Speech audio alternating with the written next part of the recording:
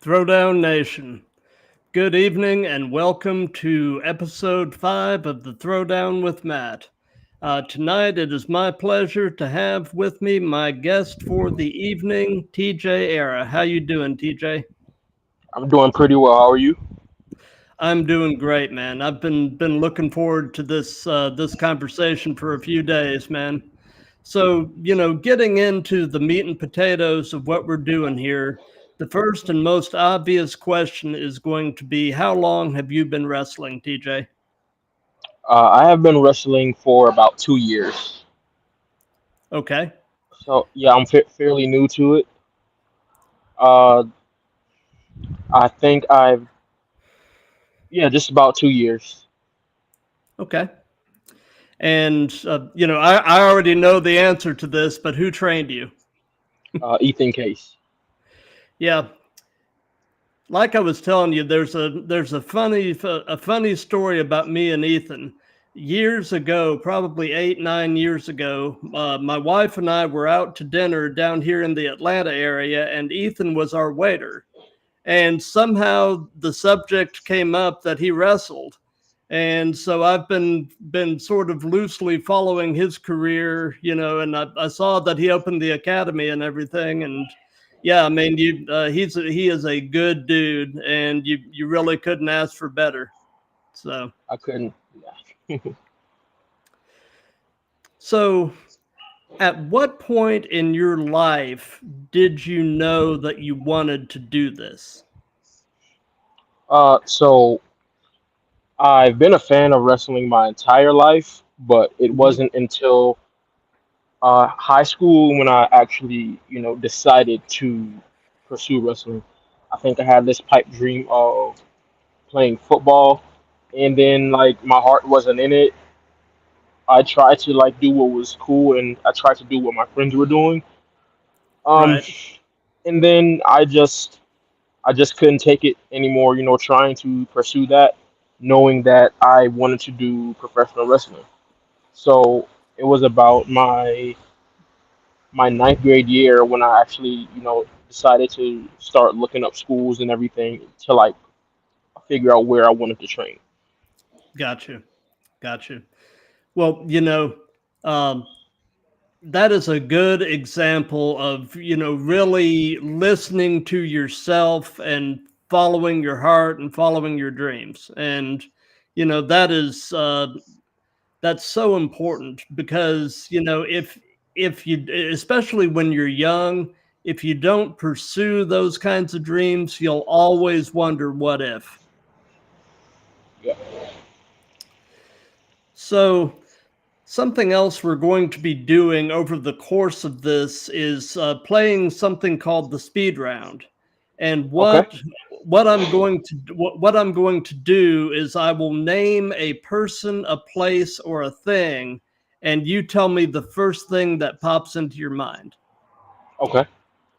So WCW. Uh, Sting. What? Sting. Sting. Yeah. Yeah, absolutely. I will 100% agree with you on that. So, away from wrestling, what are some of your other hobbies and interests? So I am actually a big nerd. I genuinely just enjoy playing video games. I enjoy watching Marvel. I enjoy watching DC. I enjoy like researching like the history of superheroes and supervillains. I enjoy just like it's going to be like a very weird thing, but I enjoy like picking up frogs and sitting in nature, watching the water, stuff like that. I'm just a very the typical nerdy guy. I'm not like a super uh out there kind of person. Gotcha. Gotcha. Well, speaking of Marvel, Deadpool and Wolverine drops tomorrow. Oh yeah, Yeah. Uh, I'm hearing good things. I'm excited to see it. oh yeah. I'm trying to like steer clear of spoilers because Yeah, Uh, yeah, it is very tough out here for us. Like they just dropped spoilers just because they want to ruin something good, but I can't let that happen this time. yeah, yeah. It's going to be a good one for sure. So, okay, speed round, Madison Square Garden. WWE. Yep, yep. So, is wrestling anything approaching a full time thing for you, or do you have a day job? I do have a day job, but I am like hoping to pursue wrestling full time in the near future. Right. It's come to the point where I'm spending so much time here and spending so much time around wrestling. It's kind of like it's kind of like backpedaling to like go back to like my regular day job. So I think that actively pursuing to try and do this full time is something that I'm really trying to push to do. Got you. Got you. Well, out of curiosity, what is your day job? So I work at Target actually. I work at Target, and I'm also a student. I go to college too. So it's nothing fancy, but it gets the job done. I'm able to like pay for food. I'm able to like go to school. I'm able to do whatever I need to do. Absolutely. Yeah. Absolutely. What are you studying in college? So I actually changed my major. I In high school I was a big theater kid. Like all Hmm. throughout my life I've been a theater kid. So I kind of strayed away from that leading up to college. But after like studying something that wasn't like for me, like wasn't my heart wasn't in it, I decided to go back and pursue theater and get back into like the arts and everything. It's just something that it's something that I hold dear to me just because freedom of self expression, something Hmm. that I'm able to like create something or create a character, bring a character to life, or just reading monologues, or it's also special to me. Right. Right. Well, having a background in theater and drama can really help you with your promos and that kind of Of thing. So, course, yeah, it all dovetails together really nicely. So, yeah. so, TJ, what is your hometown? So I was born in Charleston, South Carolina, and I was raised in Somerville, South Carolina, which is like 15 to 20 minutes away from Charleston. So if I say Gotcha. Somerville, people won't know what it is. But if I say Charleston, they'll be like, "Oh yeah, Charleston." So I say Charleston just because that's like the closest thing. Gotcha.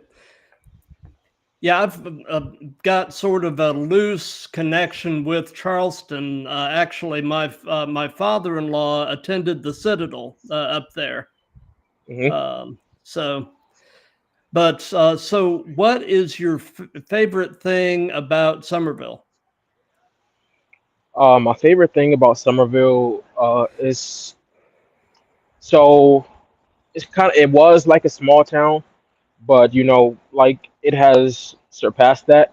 So when I was coming up, we went to me and my friends. We went to the same schools, we went to the same churches, like we went to the same youth programs. So there was a whole lot of being close at all times. My grandmother, she was a businesswoman. She had her own decorating business, but she also like had a garden, and she canned vegetables, and she was just a do it all person. And being her grandson opened up a lot of opportunities for me to be um, well known. So I had to like act accordingly because my grandmother was like well known and she did not play. Uh, Hmm. so Grandmothers are like that, man. yeah, yeah. My grandmother and my grandfather, I call them my granny and my papa. They were like very detrimental in the growth of me because without them there would be no me. So I called them my parents because they really stepped in and filled a void that I think that I had growing up. So I have nothing but great things to say about them. They are the reason why I'm like able to chase my dreams, and they are the reason why I'm still here.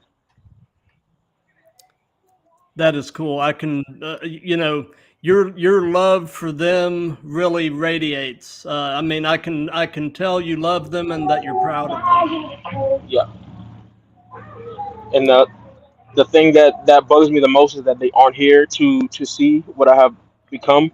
I think they would be Hmm. proud, but yeah, that part of me is still, my heart is still in Somerville with those things.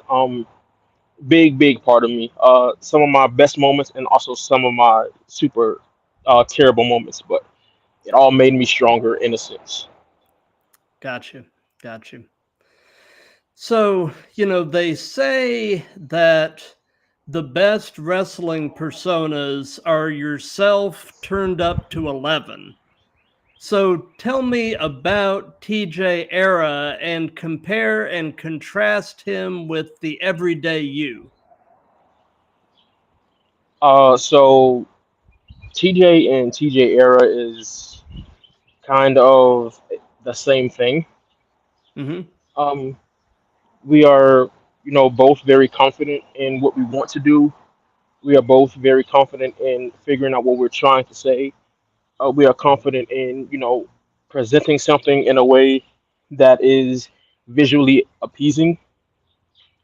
Uh, there is really like not a big difference between the two of us because, like you said, it's just me as a person, but turned up 11. So me as a person, I wouldn't go and punch someone in the face in the streets, Right. but me in wrestling, I would just Yeah. punch someone in the face.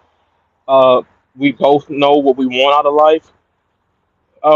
We both struggle sometimes trying to figure that out. Uh, we know, how we want to get something done. We know how strong we are and how, how amazing we are as people. And I'm talking in third person just because that's just, I think we are just the same. The only I get difference, it. like I said, is not punching regular people in the face and like not wearing like bedazzled gear in Walmart or Target or something. Gotcha. Gotcha. Yeah, I recently talked to Drew Adler, and I asked him that question, and he said that really before he goes out to the ring, he just removes his filter, and Yeah, and he said that's really the only difference between top tier Drew Adler and Drew Adler at home is just the yeah. filters in place when he's at home. So, yep. So, do you have a preference between working heel or working babyface? uh, I can do either or, but I think naturally I'm just more of a baby face than anything Hmm. because people just like naturally want to get behind me just because I think I radiate that confidence and I radiate that that positivity. But I can do either or. We learn how to do both. Because you can't be a good one without being a good one of the other. Right, Yeah, right, and if you can do both convincingly, you're valuable. I yeah, mean, of because course. there are some people that are just born to be a heel and really can't be a convincing face. and Right. and and then there's some that are just the opposite. So people that can do both seamlessly is really valuable. I was talking to both Drew and Book Hemingway about that, and what I've always really enjoyed are the people that will turn babyface or turn heel, but Hmm. nothing really about their character changes. It's just how the audience perceives Yeah, and receives them. you know yeah. and It's that's magic. I mean, yeah. I think that really the only thing changes is their motives. I think that's the yeah, only thing that really changes. absolutely. So Tell me about your very first match. What was that like? How did it go? So my very first match was a four-way match. It was Okay, with three of the other guys that I graduated the academy with. And leading up into it, I was extremely nervous, I'm as sure. I should be. Yeah. Um, this was my first time, like, I think, seeing through something in a very long time. So for me to see where I started and to see what was about to happen with the debut, because COVID had messed us up, so we Right. weren't able to, debut when we were supposed to. But in turn, that the extra time doing like work, getting the reps in, it actually made us better. Hmm. So all in all, it was like the one of the best decisions. Um, yeah, but like I said, I was very nervous. I don't think I ate anything the day of. I was, stressing out backstage. I was stressing out at home. I was stressing out at training. And then we have the four way. And I was nervous up until I went outside through the curtain. So nervousness here, and as soon as I stepped outside the curtain, all the nervousness went away. Like it was non-existent at that point. The switch So flipped. yeah, and I got out in the ring, and you could hear the crowd reacting, and giving their honest feedback of what they thought. And we went out and we had one of the best matches. Um, and just the fact that I was able to do it with three other people that were with me during training, and we all made it through together. We were all there. We went through it together, and that was a very special moment. And then also having Ethan out there during the match was also like one of the better feelings of it. Um, and then also having uh, Chip Day backstage and John Davis backstage, you know, uh, commending us for the match and how well we did. It was one of the greatest and most emotional nights of my life. I'm sure. I'm sure. So, you've told us about your first match. Now tell me about your favorite match that you've been a part of. Okay, that's easy. So Okay. my favorite match is like it's like a recent match. I think it was in May. It was at PCW and it was at the Wrestle Ball Z event, and it was myself, Moody, Dennis, and Drew Hood, and we had a four way. And we just is like I think it was just because the chemistry was there during the match, and there was also a story, and we were all able to tell a story through the match. We were able to hit our cool moves. We were able to do some fun things, and it's just it was again it was a very good match because I'm very very close to the guys in the match, so it's very touching to be able to share these moments with people that you hold dear. Absolutely. Yeah, I can definitely understand where you're coming from on that. Um, so, what has if you can narrow it down to one or two little anecdotes, what have been some of the most interesting or unusual experiences that you've had in wrestling so far? Uh, can this be good or bad? Either. I mean, it's Either. all yeah, good, bad, or otherwise. I think one of the bad parts is so I have this whole story about how I started wrestling shirtless. So I actually was debating on wrestling shirtless for about a year and a half, and it's something that I questioned my friends about. I said, "Hey, I'm going to wrestle shirtless. I'm going to do this," and they've been so supportive. And I did it for a while, and then I went to one show, and this guy started making comments about about my body, and it's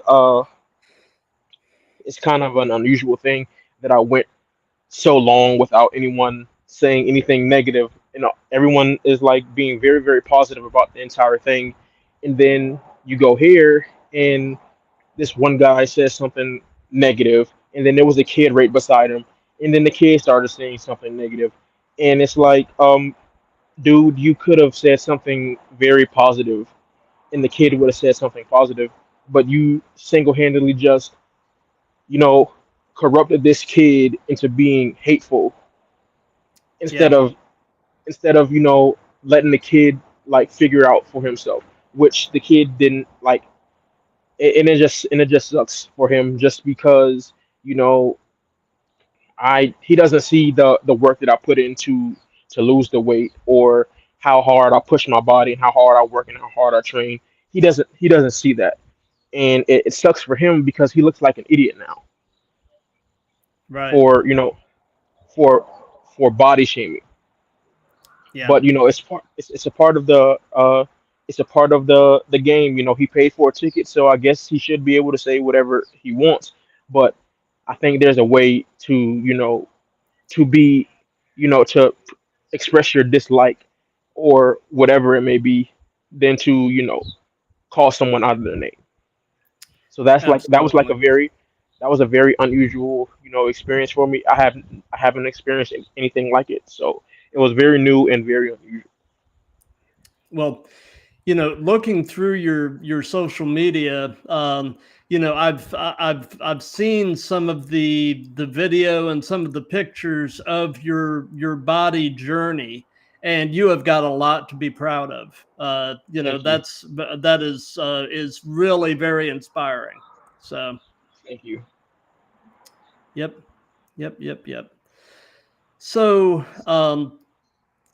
you may have really just kind of answered this question, but the next question is, what has been your strangest encounter with a fan? And you probably just answered it, Yeah, unless but you. there's so many more. There's so many more weird encounters. Like most of it is like uh either like most of it is online. Sometimes people can send you some very, very, you know, strange things. Yeah, Um, I'm sure. Sometimes people can be very strange at shows, but it's what you sign up for, and you just keep being nice to them, just because that's what you're supposed to do.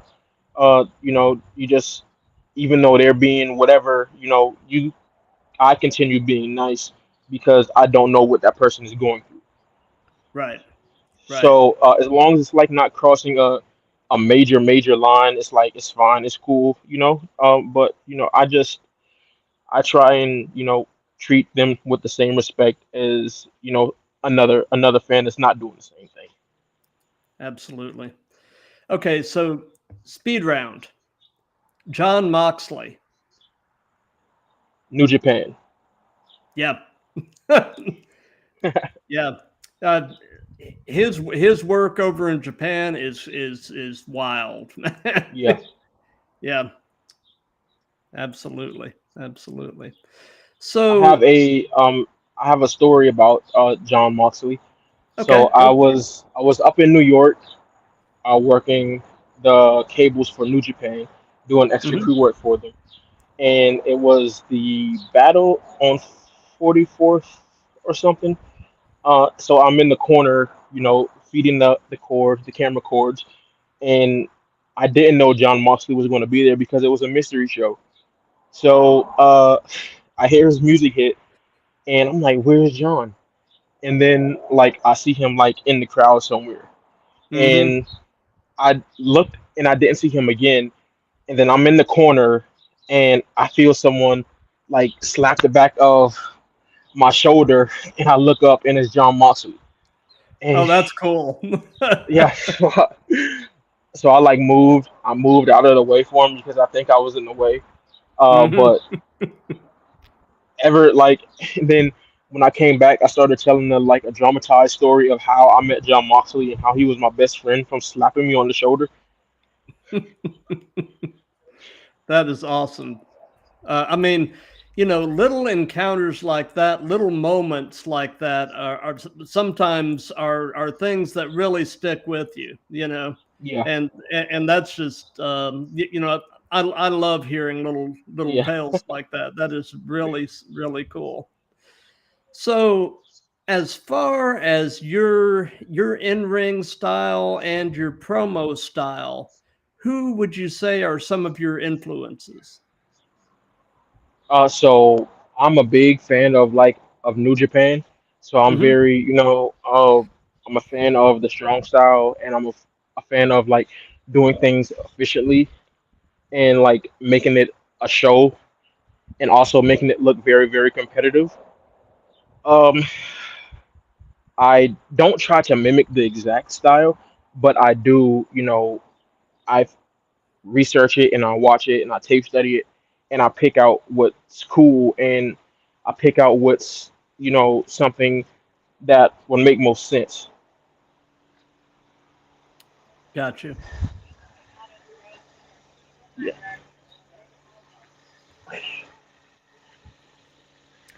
You Sorry. you okay? Yeah. Okay. Just someone just went by. Oh, Um, okay. but yeah, the New Japan style is something that I'm very intrigued about. Uh, because I'm able to craft something that I feel works best for me, and in return, it helps me just because there are a lot of times where people expect me to just be a big man wrestler, which I'm not. So I crafted something that I feel works best for me. So it's not a thing. Okay, I can pick someone up, I can slam someone because I'm very very strong. But also, if I can be something else, why not be that? Got you. If Got I have this thing where I think a lot of people like they see me and they think I'm going to work like a big man, but when I start calling stuff and I start you know letting it known that I can work and that I'm not hmm afraid to run around or get tired, then it's like, oh, okay, why? But why though? And that's the question. Like a lot of people ask, it's like, but why though? And I'm like, because I think that not wanting to do something because you're a bigger wrestler is like it's kind of counterproductive because got you. if I spend all these hours, training or at the gym or learning new moves and I can't do them because I'm a big wrestler, then I'm really wasting my time. So I do what's best for me. And if I can do it, if I can cut a flip, if I can do this, I'm going to do it just because I feel like it's the right thing to do. Got you. Got you. Well, over in the chat, somebody by the name of Diggs BTW1 says, "Hey, what's up?" What's up?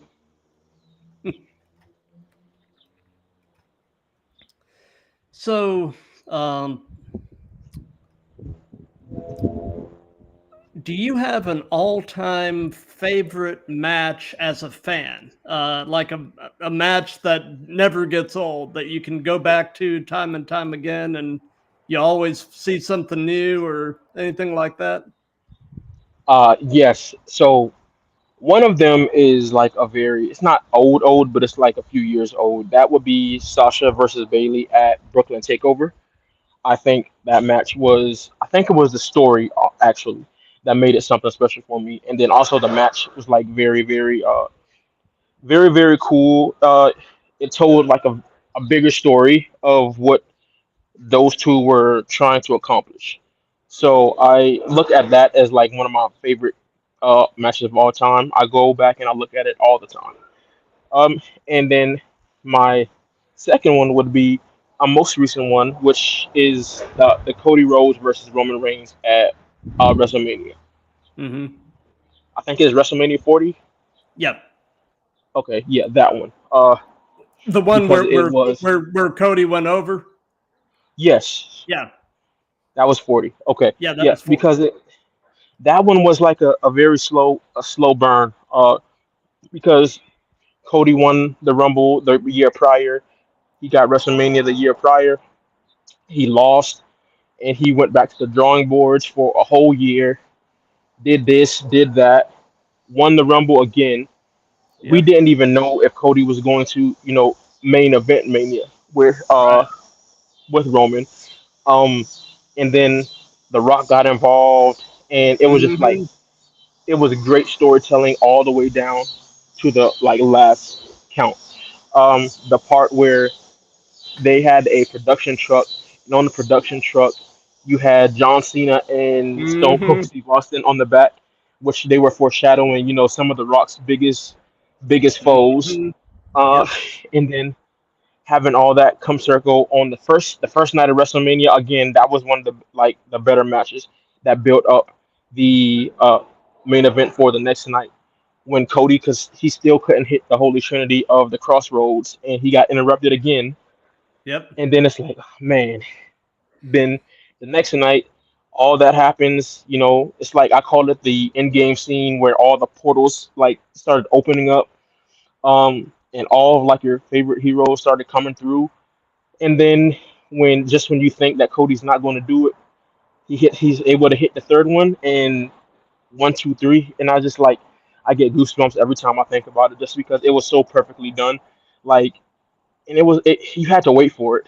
You had to wait Yep. for it. A lot of people checked out of it way too Yep. soon, but like, it's something that it built over time. So it's like, Yep. dang, Cody didn't get it this time, but I'm hopeful he can get it next year. And then he did after he went through so many trials and tribulations, and that's just Absolutely. and it Great holds something to me. storytelling. Yeah. Yeah, it holds a testament to people like me who've gone through so many things and have had so many obstacles thrown down, and it gives you like hope that no matter what happens, no matter what is thrown your way, whether it's good or bad, you still have to keep pushing. Just because right there, like something right there, your golden opportunity is right there. You just have to keep pushing. You have to keep believing in yourself, and that's what I Yep. took from it. Like no Yep. matter what, because he was outnumbered like throughout the entire thing, and the fact that he was able to do that, it's like, come on, I'm getting goosebumps just thinking about it. Yeah. And WWE right now is just firing on all cylinders with the storytelling and everything, and Yes. I I attribute a lot of that to finally them getting rid of Vince. I mean, Yeah. because a lot of what is happening now would never have been possible under his leadership. And I'm not entirely putting the guy down. He made a lot of great contributions to the business, but the business Mhm. passed him by. Yeah. And Hunter and Sean are doing an amazing job running the creative side of things. Yeah. Because they get it. They've wrestled. They know what works and what doesn't. And it shows. So Yeah. so and this could be present day or past. Who would be a dream opponent for you? Who would you love to work? Like this could be anyone like around. Anyone active today or anyone from the past? Who Okay. would be a dream opponent for you? Just one person. It doesn't have to be just one, but it could be a few. But I mean, you know, Okay. So I think I want to say, of course, I think Eddie Guerrero. I think he would be, like one of the best ones, just because he's not here with us anymore. Uh, right? and now I think when I think of dream matches, I think of people like Swerve. I think I would like have want to have like a great match with Swerve, great match with Osprey. I Mm-hmm. Seth Rollins. You have I want to fight Okada, like, or Zack Sabre Jr. Like the Yeah. list goes on, because I think I just have something to prove, and you know I'm not that experienced yet, but like I think I could learn so much from wrestling those guys, just because they have like raised the bar in wrestling at the present moment. So it's like, why not? Why not want to wrestle these guys or learn something from them even? Right, right. So, you mentioned the story about meeting Mox. Have you had a chance to meet any of your other heroes? Yes, I met Okada. Hmm. Uh, I met Tanahashi. Oh, I nice. met Zack Sabre Jr. I met Aussie Open. I met like so many of the people that I see on TV that I idolize. The list is like very very long, and and I'm getting like flustered just thinking about it. But yeah, I have met like single handedly like so many of the favorites of wrestlers that I see. Gotcha, gotcha. So, I've asked this to everybody that I've done a wrestling stream with so far, and it's just kind of a funny question. But what Hmm. hurts? What hurts right now? Like like body Uh, wise or yeah, yeah, yeah. Because I mean, I know your body takes a beating doing that kind of thing. So what hurts right now? like at this present moment, nothing Oh, hurts. that's good. Yeah. Like I don't feel any aches or pains. I feel perfect. So, I mean, Good. sometimes sometimes like you get like ache, ache here or there, but right now I'm feeling pretty pumped, pretty ready to go. So Good. Good. yeah, You're a young guy too, so I mean yes. that helps. But so if you could only be one or the other, would you rather be great in the ring or great on the mic? I think great, great in the ring. I think Yeah, being great in the ring is like you could get someone to like talk for you that's true. That's if true. you're great in the ring. You can get a manager or a Yeah, a mouthpiece or something. yeah. Yeah, yeah. It's that's an interesting question, though. Because Hmm. the people who are both great workers in the ring and are also great on the mic, man, they are worth their weight in gold because Yeah, not very many people just excel at both, and right. and that's pretty cool. But Yeah. okay, so speed round. Brian Danielson. Kofi Kingston. Okay, yeah.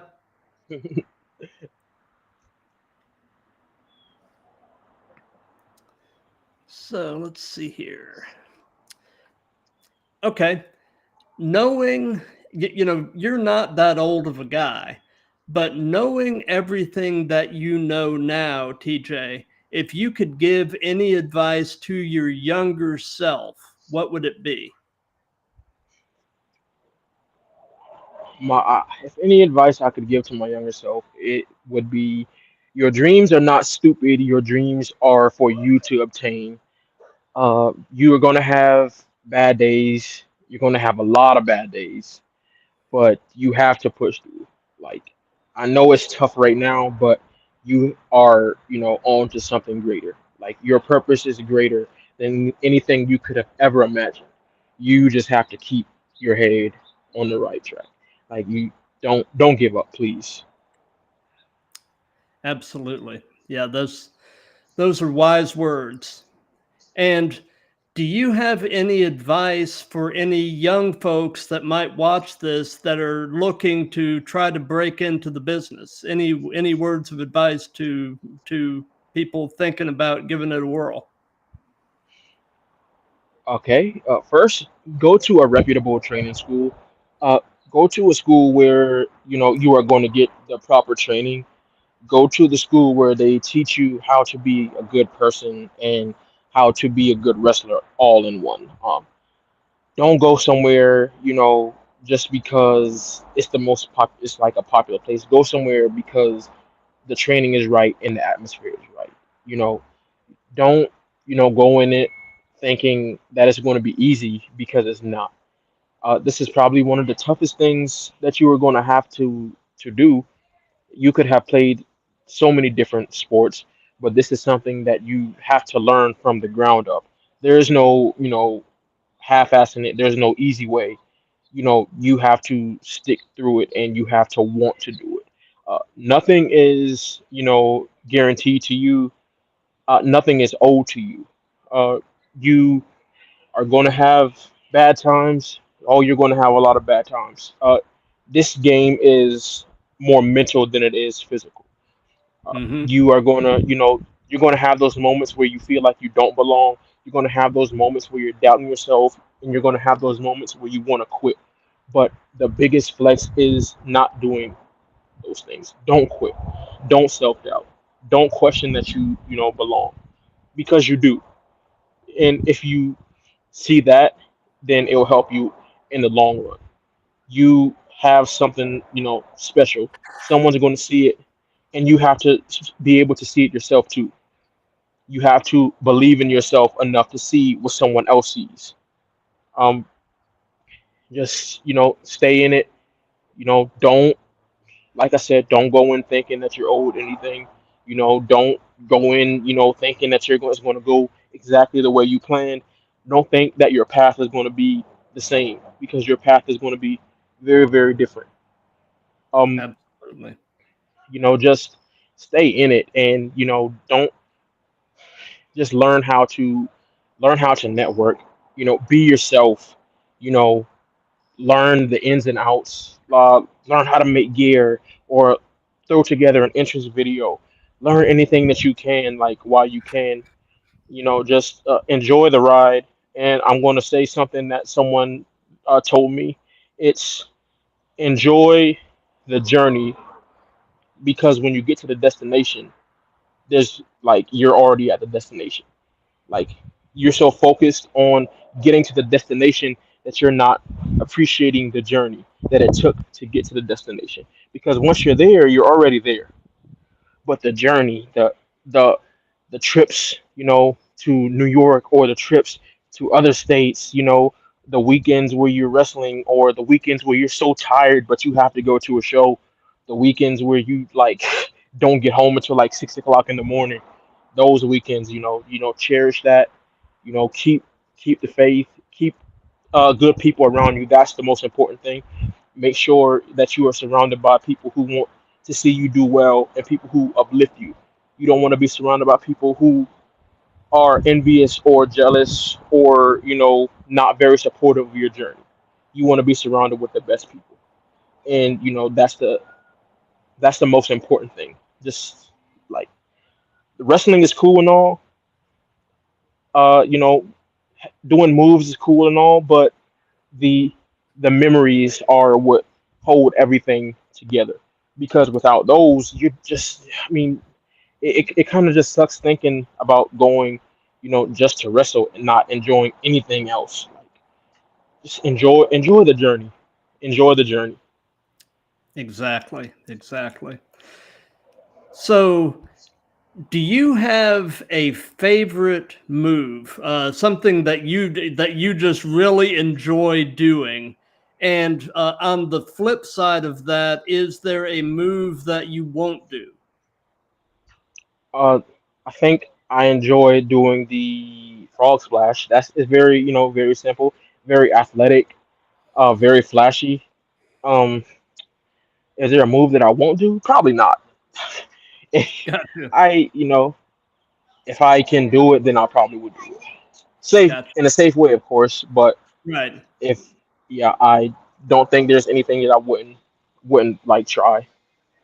Gotcha. Gotcha. So something that I've done in all of these is I have allowed the current guest to pose a question for the next guest. So my previous wrestling guest was Book Hemingway, who you knew as Marty, uh, Hmm. and he posed this question, and that is, what is your end goal in wrestling? How far do you want to go? What is I guess what would be the point where you would feel like you've made it? So I want to go the distance, man. I want to get a contract. I want to wrestle like all over, the world. I want to have like legendary merch and legendary matches, and I want to be able to have matches with people that I dream about having matches with. I want to, reach new levels of fame so that I, in return, can give others what others have given to me. Uh, whether that be knowledge or advice. I just want to be at a place where I can start captivating more, where I can start helping more. I want to be in a place where I can actually live off of wrestling, and I can you know say, hey, I can go to like one of the big bosses and like be like, hey, I have this very unique story that I have. I think this would be cool, or just being in that capacity where you are in a locker room with people you watched on television, uh, having those legendary championship reigns, and having people who used to see you in high school, or people who used to work with you see you on TV or see you at a live event, and you're like, whoa, man, he's really doing it. Like, he really stuck through with that. You know, um, Hmm. the end goal would be, making myself proud, making my trainer proud, making my friends proud. You know, I think that would be, the ultimate end goal. Just finally realizing that all those long nights and those times where I like, didn't think that I was going to make it. I think those times, and you know thinking back about where I started and how far I've come, I think I would just be like, man, this is the life. This is the life. Gotcha. Like, seeing like my shirts being worn by everyone across the world, being asked to get on podcasts, and it's just so much. I just get like so anxious just thinking about it, because it's just something that I like. It's just something that I really want. Like, yeah, that seems like the end goal for me. Gotcha. Gotcha. So, since this is a series, um, do you have a question to pose to the next guest? And I can go ahead and tell you my next guest is going to be this coming Monday. I've got Dre the Goat. Okay. So, do you have a question that you would like to pose to Dre? Yeah. Yeah. Let me just get a second to think of one. Okay. Okay. Uh. Okay.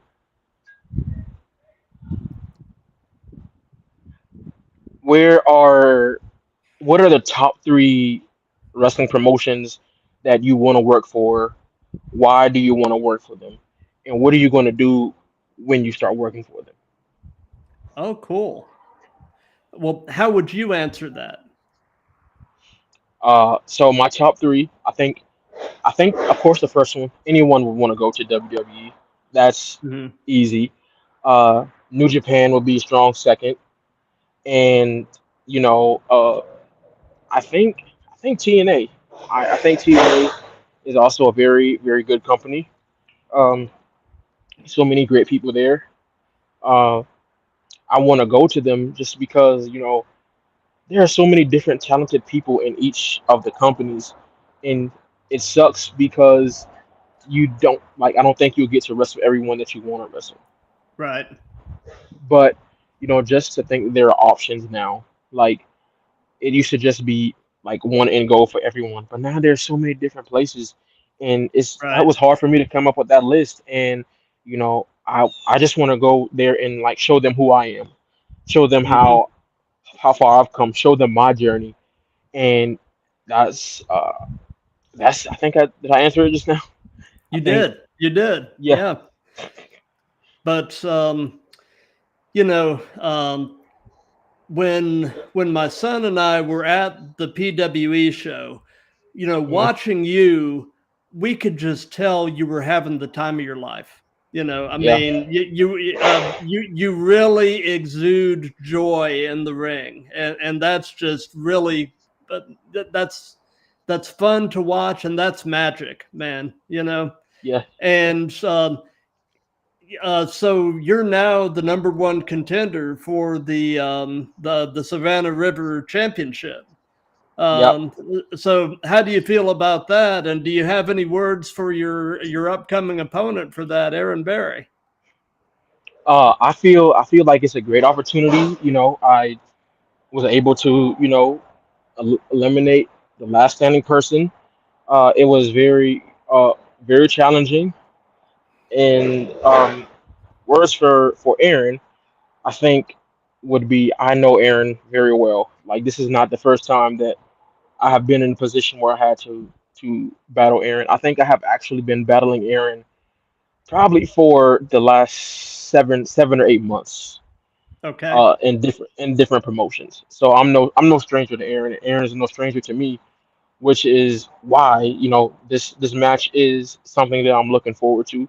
It's because when two people who know each other so very well get in the ring good and chemistry.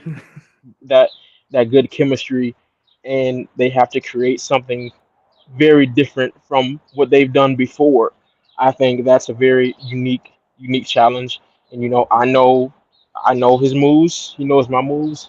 It's going to be a very very good storytelling thing. So I mean, I could just tell him to just bring his A game because I'm going to bring mine. Yep, that that pretty much sums it up. So we're pretty much getting to the end of this now. So do you have any upcoming shows or anything that you want to hype? So this weekend we have Carnage in Camden, which is PCW. That is on Saturday. We are. I actually think we are actually sold out right now. We've been selling out consecutively for the last 6 months. Uh, it's a very great group of talent, a great group of friends, and I think it's one of those things where you know the shows are 90% students, and the fact that we are selling out this entire thing for the past 6 months is outrageous.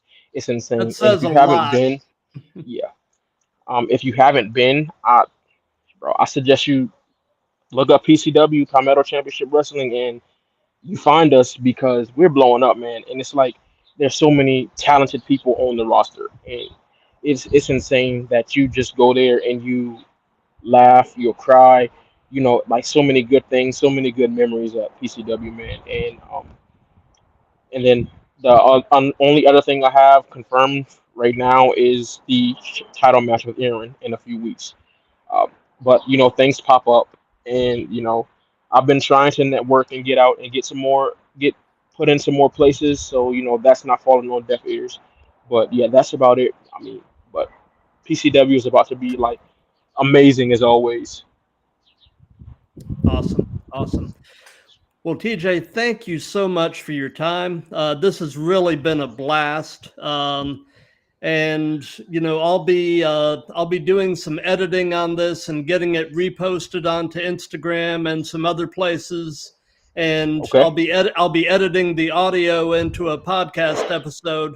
And as I'm getting all that stuff done, I'll message you and let you know that it's available and send you links and that kind of thing. But I look forward to staying in touch and following your career, man. You've got a bright future ahead of you, and Thank you. I'm excited for you, man. So, Thank you. Thank you so much. um, and those of you that have been watching this live, thank you. For those of you that'll be watching this on replays or videos, thank you for that. If you like what we've got going here, please spread the word. This thing is really starting to take off, and I'm just excited to see it grow. So anyway, everybody have a wonderful rest of your night, a safe weekend ahead, and I'll be back on Monday with Dre the Goat at 7 p.m. So it should be another great conversation, and